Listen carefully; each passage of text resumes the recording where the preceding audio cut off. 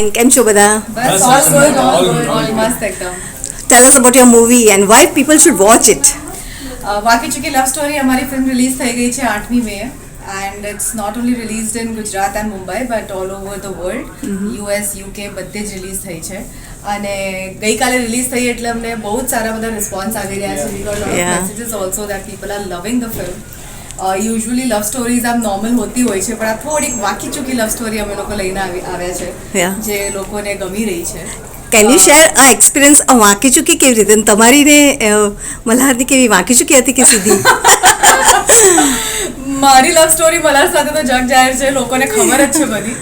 Touchwood એવું કંઈ વાકું ચૂકું અમારી લવ સ્ટોરીમાં એવું થયું નથી. ઇનિશિયલી થોડુંક હોય વાકું ચૂકું, બટ હવે તો બધું ઇટ્સ ઓલ યોર મેચ્યોર્ડ નાઉ. યા ધ્વનિભાઈ સાથે ફરીથી. So how was the experience being a director? Amazing. Dhwani Gautam Films is like a home to me.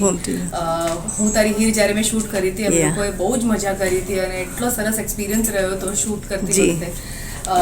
અને એટલે જ્યારે મને આ ફિલ્મ ઓફર થઈ એમના થ્રુ એટલે મેં વિચાર્યું પણ નહીં અને મેં તરત હા પાડી દીધી કે હા yes I will go for this. અને સ્પેશિયલ પ્રિપેરેશન શું કરવા પડ્યા હતા ફિલ્મ માટે?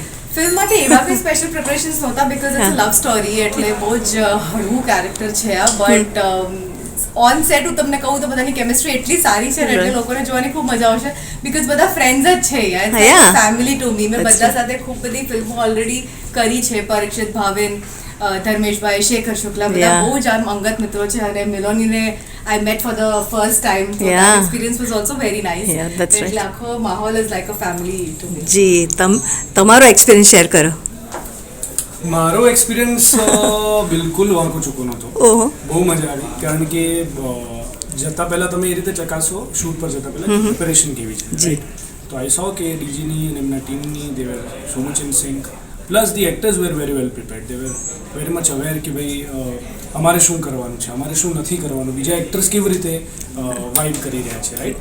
તો આ બધી જ્યારે તમે એનર્જી જોવો સેટ ઉપર તો યુ નો કે everybody is here to work અને then the only thing you can do is work good. પછી તો ઓડિયન્સના હાથમાં અને એમાંય જ્યારે ઓડિયન્સનો પ્રતિસાદ સારો આવે તો એકદમ ઉત્સાહ વધી જાય. તો અત્યારે એવું થયું. પણ આ ટાઇટલ કેવી રીતે સૂજ્યું કે વાંકી ચૂકી? કેમ સીધી નહીં?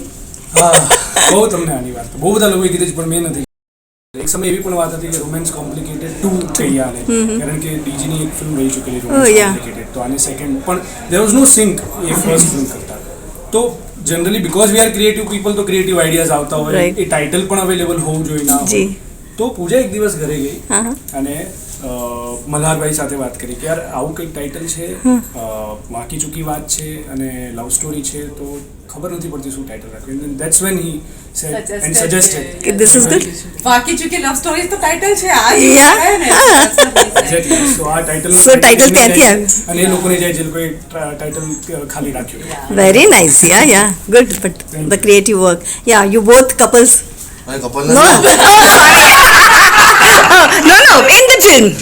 I have not seen the film, so. Okay. એવું છે? હા, તો તમે રાજ ખોલી નાખ્યો તમારા કેરેક્ટર વિશે please. Yeah B happy. Yeah just smile. Chill out. કોઈને જોઈને ક્યારે અકળાઈ જાવ અને કોઈને જોઈને ક્યારે પ્રેમ આવે એટલે જ વાંકી ચૂકી લવ સ્ટોરી. અને આજે મને મારા કેરેક્ટર વિશે આ ફિલ્મ વિશે કંઈ નથી કહેવું. છેલ્લા 15-20 દિવસ સુધી મીડિયાને જનતાને આ જ ફિલ્મ વિશે જ કહેતા આવ્યા છે. આજે અમારી જનતા બોલે છે અને બહુ બધું લખીને મોકલે છે અમને ઇન્સ્ટાગ્રામ પર રિવ્યૂ. કોઈ અમુક રિવ્યુઅર્સ છે, વોટ્સએપ પર મેસેજ આવે છે. હવે જનતા બોલે છે અમારી કે અને એ કલાકારને આનાથી વધારે કંઈ ના જોઈએ. ઓકે, અમે આંકડાઓ માટે ક્યારે કામ નથી કરતા. પણ આટલું પ્રેમ મળી જાય ને એ અમારી માટે એનફ છે. અમને લાગે કે જીતી ગયા અમે. તો બસ આ જે પ્રેમ જનતા અમારા પર પ્રેમની જે વર્ષા થાય છે બહુ મજા આવે છે. આજે બહુ આનંદમાં. પણ તમે રિયલ કેરેક્ટરમાં કેવા છો? હવે મારે એ બી જાણવું તો પડે ને. રિયલ કેરેક્ટરમાં હું શાંત છું ને. આ તમારું ફેસ રીડિંગ કે છે બહુ બધા સાથે જેના સાથે બોલું એના સાથે જ બોલું. અને બહુ લિમિટેડ. ઓકે, સ્પેશિયલ પ્રિપેરેશન શું કરવું પડ્યું? સ્પેશિયલ પ્રિપેરેશન તો હર કેરેક્ટર માટે કરવું પડે. મારું એક પર્સનલ હોય છે કે મારું કોઈ કેરેક્ટર બીજા કેરેક્ટર જેવું દેખાય પણ નહીં. બધી ફિલ્મમાં અલગ લુકમાં આવું અને એની કેરેક્ટરિસ્ટિક્સ પણ ડિફરન્ટ હોવી જોઈએ. એની ચાલ જ અલગ હોવી જોઈએ. આઈ સ્ટાર્ટ ફ્રોમ વોકિંગ, એની ચાલ અલગ હોવી જોઈએ. એ જેવી રીતે જે પ્રકારથી બોલે છે એ ડિફરન્ટ હોવું જોઈએ. આઈ થિંક એ બનાવવું પડે, એ જીવનમાં લાવવું પડે. ફોર એક્ઝામ્પલ આ ફિલ્મમાં જે યુગ છે આવું મેં ક્યારેય કર્યું નથી. ઓકે. અને જે કન્સીવ મેં કર્યું હતું એના કરતાં જ્યારે મેં ફિલ્મ જોઈ અલગ જ નીકળ્યું છે. એટલે રોલ આખું તમે પોતાની ઉપર જ આમ તમને ડ્રામેટાઇઝ કર્યો. તમે ભાવિન અને યુગમાં ક્લિયર ડિફરન્સ ખબર પડશે. હા. ડેફિનેટલી હું જોવાની જ છું film. And yes you are looking gorgeous. Thank you so much. કેરેક્ટરના વિશે વાત કરું તો મારું કેરેક્ટર છે માયરાનું, જે દેવ એટલે પરીક્ષિતની એક્સ ગર્લફ્રેન્ડનો રોલ પ્લે કરી રહી છે. તિથિ એટલે પૂજાની બેસ્ટ ફ્રેન્ડ છું. પરીક્ષિત અને પૂજાના મેરેજ થતા હોય છે અને હું એક બ્રેકઅપ, તમે ટ્રેલર જોયું હશે કોઈક વખત, તો એમાં મારું બ્રેકઅપ થાય છે અને દેન હું રીએન્ટર કરી રહી છું એના લાઈફમાં.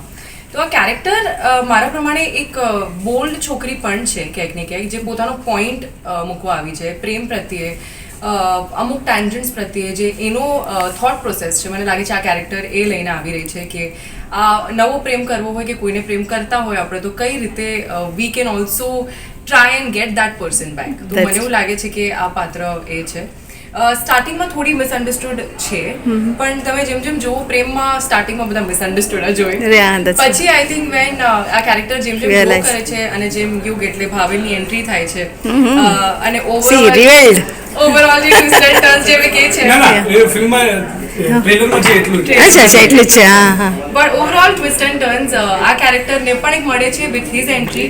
અને તમે પિક્ચર જોશો તો તમને આગળની વસ્તુઓ પણ ખબર પડશે, જે અમને એટ ધ મોમેન્ટ ઓડિયન્સ રિવ્યુમાં દઈ રહી છે. બધા મેસેજીસ જેમ ભાવિને કીધું આવી રહ્યા છે, and we are very happy and very excited. તો ખાસ કયા પ્રેક્ષકો માટે બનાવી છે? This is a family drama? Absolutely મને લાગે છે કે this is a movie four everybody. કારણ કે એક પ્રોપર ફેમિલી મિર્ચ મસાલાવાળી મૂવી છે, જેમાં આઈ ડોન્ટ થિંક કે એકલું ખાલી રિલેશનશિપ પ્રત્યેની વાત છે. આમાં એક મધર ડોટર કે કોઈક વખત એક ફાધર સન અને માસા માસી, અને જેમ ડેસ્ટિનેશન વેડિંગમાં બધાનું જે થતું હોય ને ઝઘડા, આને વધારે મળ્યું આને ઓછું મળ્યું, અને કઈ રીતે બધી વસ્તુઓ થાય. તો આઈ થિંક આ બધાનું પેકેજ છે અને એક પર્ટિક્યુલર ઓડિયન્સ નથી. આ એક ફેમિલી ડ્રામા છે ફૂલ ઓન. તો બધાને બહુ મજા આવશે. All the best yeah for this. Thank you so much. અને ચારે જણા મને ખાલી ગુજરાત હેડલાઇનના વ્યુઅર્સને પ્લીઝ કહી દો. તો ગુજરાત હેડલાઇનના વ્યુઅર્સ, તમને એક આહ્વાન છે અમારું કે વાકી ચૂકી લવ સ્ટોરી સીધે સીધા નીકળી જવા. Thank you. Thanks a lot.